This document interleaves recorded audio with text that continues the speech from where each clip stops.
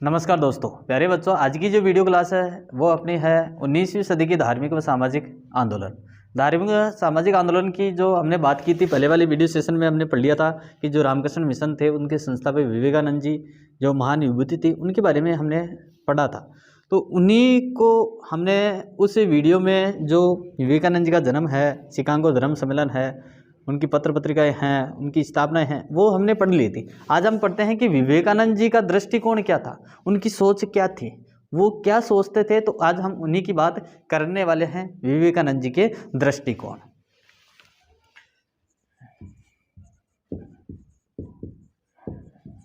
विवेकानंद जी और विवेकानंद जी की क्या है दृष्टिकोण। दृष्टिकोणों की बात करेंगे।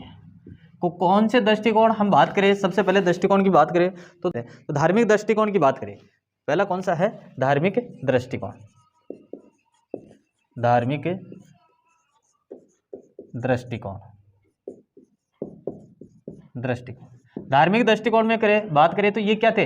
ये जो विवेकानंद जी थे ये अवतारवाद और भौतिकवाद का क्या थे? समर्थक थे। अवतारवाद और बहुद्वैतवाद के क्या थे? समर्थक थे। क्या थे? समर्थक थे। ये थे धार्मिक दृष्टिकोण। अवतारवाद में विश्वास करते थे, भौतिकवाद के विश्वास करते थे। और ये उनके गुरु थे रामकृष्ण परमहंस। उन परमहंस से एक मंदिर में बैठते थे, दक्षिणेश्वर मंदिर में थे। तो ये मूर्ति पूजा स्वयं भी करते थे गुरु के साथ साथ। तो ये मूर्ति पूजा के क्या थे? प्रबल समर्थक थे। तो ध्यान में रखना। दूसरा हम पढ़े मूर्ति पूजा के समर्थक। मूर्ति पूजा के प्रबल समर्थक। प्रबल समर्थक थे। कौन थे? विवेकानंद जी थे। आगे हम बात करें राष्ट्रीय दृष्टिकोण। राष्ट्रीय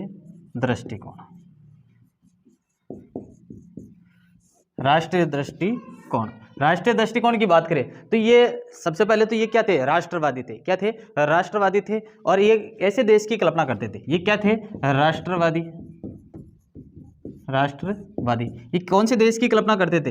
ये देश की कल्पना करते थे, यह एक ऐसे देश की कल्पना करते थे, ऐसे देश की कल्पना करते थे जिनका शरीर तो क्या हो? शरीर तो लोहे का हो और हड्डियां क्या हो? वज्र की हो। शरीर तो किसका हो? लोहे का। शरीर की बात करें, शरीर लोहे का।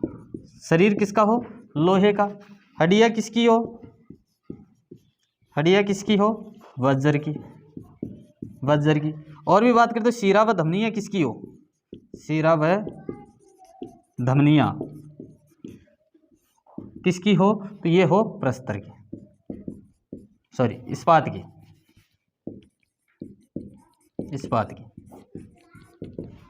शरीर किसका मानते थे? लोहे का। हड्डियां कैसी हो? वज्र की। शीरा व धमनियां किसकी हो? इस्पात की। ऐसी कल्पना करते थे एक देश की। और ऐसे ये क्या है? एक उनका राष्ट्रीय दृष्टिकोण है। और भी बात करते ये युवाओं को संदेश कौन सा देते थे? उठो जागो का संदेश देते थे। युवाओं को क्या देते थे? संदेश। युवाओं को संदेश। कौन सा संदेश देते थे? उठो जागो। इनका प्रमुख नारा भी था उठो जागो। जब तक जागते रहो तब तक आपका कोई क्या हो? लक्ष्य प्राप्त ना हो जाए। उठो जागो जब तक दौड़ते रहो। कब तक? जब तक मंजिल प्राप्त ना हो जाए। उठो जागो जब तक दौड़ते रहो। क्या रहो? दौड़ते रहो जब तक आपको क्या ना मिले? मंजिल ना मिल जाए। ये कौन कहते थे? विवेकानंद जी कहते थे उठो जागो दौड़ते रहो जब तक मंजिल ना मिल जाए। ये बात कहते थे। राष्ट्रीय दृष्टिकोण उनका था, राष्ट्र के प्रति थे, युवाओं को ये संदेश दिया करते थे। सामाजिक दृष्टिकोण की बात करें, सामाजिक दृष्टिकोण तीसरा अपन लेते हैं। सामाजिक दृष्टिकोण।